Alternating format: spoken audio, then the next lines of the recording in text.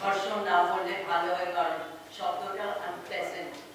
তো কাজটাই তো আনপ্লেজেন্ট, শব্দটা আনপ্লেজেন্ট কি আমরা খুবই অবাক হয়েছে এটা শুনে। অবাক হয়েছি কারণ আমরা যদি বলি, উনি বলছেন অল্টারনেটিভ শব্দ, যেমন ব্রুটাল আক্রমণ, তারপরে ওমেন এন্ড চাইল্ড রিপ্রেশন, এই সবগুলো কিন্তু এখানে যে একটা সেক্সুয়াল ভায়োলেন্স, একটা যৌন নিপীড়নের ব্যাপারটা আছে, সেটা কিন্তু আসবে না। আমরা যদি বলি অ্যাসল্ট, তাহলে তো মারধরও হয়। আমরা যদি বলি নানা ধরনের চাইল্ড রিপ্রেশন, সেটা কিডন্যাপিংও হতে পারে, সেটা তাকে অন্যভাবে নিপীড়ন করা। কিন্তু আমরা যদি ধর্ষণ না বলি, তাহলে সেখানে যে একটা যৌন নির্যাতন নিপীড়নের বিষয় আছে, সেটা কিন্তু ডাইলিউট হয়ে যাবে, এবং আমরা এটা একদমই আমরা মানে কি বলবো, মানতে পারছি না, এবং এটা আমরা চাই না যে এটা বাদ দেওয়া হোক। ধন্যবাদ আপা। তো ধর্ষণের ঘটনাকে ধর্ষণই বলতে হবে, এটা আসলে অন্য কোনো ভাবে নমনীয় করার কোনো সুযোগ নেই। মামুন ভাই, আমি এখান থেকে শুরু করবো। আসলে তো আপনারা জানেন যে আমাদের যে দণ্ডবিধি প্যানেল কোডে 375 সেকশনে কিন্তু বলা আছে ধর্ষণ কাকে বলে। নারী নির্যাতন একটা বড় আমব্রেলা, তাই না, একটা বড় গুচ্ছ। তার ভেতরে সকল ধরনের অপরাধগুলো মিলে নারী নির্যাতনের অনেকগুলো, যেটা আপা বলেন, তার ভিতর ধর্ষণ একটি অন্যতম জঘন্য একটা অপরাধ। কাজে সকল অপরাধকে আপনি যদি জেনারেল ফর্মে রাখেন, তাহলে বিচার প্রক্রিয়ায় সেটি আসলে যথাযথ আইনত শব্দ হবে না।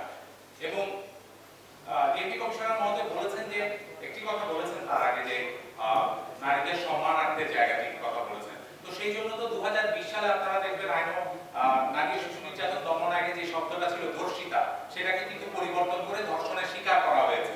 তো সেই যে এরকম জায়গাগুলোকে স্পিরিটটা আমরা বুঝতে পারছি, কিন্তু আসলে ধর্ষণ এবং নারী নির্যাতন এই দুটো পারস্পরিক সম্পর্কযুক্ত, কিন্তু ধর্ষণটাকে ধর্ষণই বলতে হবে। যে কথাটা ভাই বলেছেন যে শিশু বাজেটের কথা বলেছেন, আপনি জানেন যে বাংলাদেশ সরকার কিন্তু একটা উদ্যোগ নিয়েছিল শিশুদের বাজেটকে আলাদা করার জন্য, এবং সেটা সর্বশেষ 2020-21 অর্থ বছরে বন্ধ হয়ে যায়, এবং এখন সেটিকে আর খুঁজে পাওয়া যায় না। তো অধিদপ্তরের বিষয়টি আসলে সবকিছুকে সুরাহা দিবে।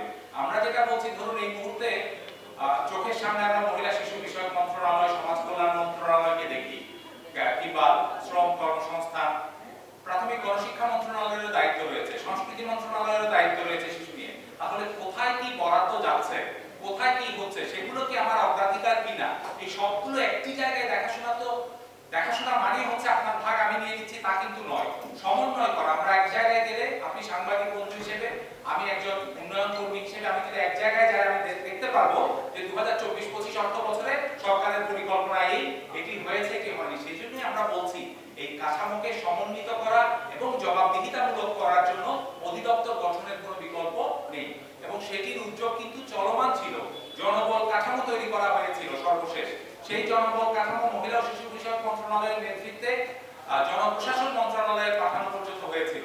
তো আমরা সেভ দ্য চিলড্রেনের পক্ষ থেকে এটিকে সহযোগিতা করার জন্য যে যে তথ্যপত্র দরকার সেগুলো কিন্তু দিয়েছিলাম, আরো অন্যান্য সংগঠন ছিল, কিন্তু সেটা এখন যেন কোথাও যেন আটকে আছে, আলোর মুখ দেখছে না। সেই কারণে আমরা সমন্বিতভাবে মনে করছি সমাধানগুলো হওয়া উচিত আসলে, যেটি একেবারে একটা সমাধানে সবার উপকার হবে।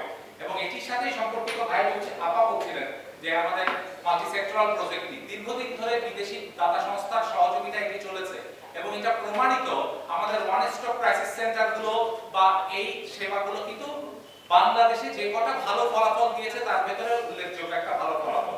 তাহলে আমরা কেন দীর্ঘ সময় ধরে এটাকে রেভিনিউ বাজেটে রূপান্তর নিয়ে গেলাম না? আমাদের সবচেয়ে উপকারী যে গাছটি, সেটিকে তো আমার রক্ষা করতে হবে। কাজে শুধু প্রজেক্ট ড্রিভেন না রেখে এখনই এই অধিদপ্তরের আওতায় নিয়ে এসে আমাদের দাবিটা থাকবে সেটিকে আসলে শিশু বাজেটের আওতায় রেখে নিয়মিতভাবে এই ওসিসি সহ এই প্রজেক্টের যা কিছু প্রয়োজনীয়, ওখানে যদি কোনো অপ্রয়োজনীয় উপাদান থাকে সেটি নিশ্চয়ই আমরা বলবো সরিয়ে ফেলতে।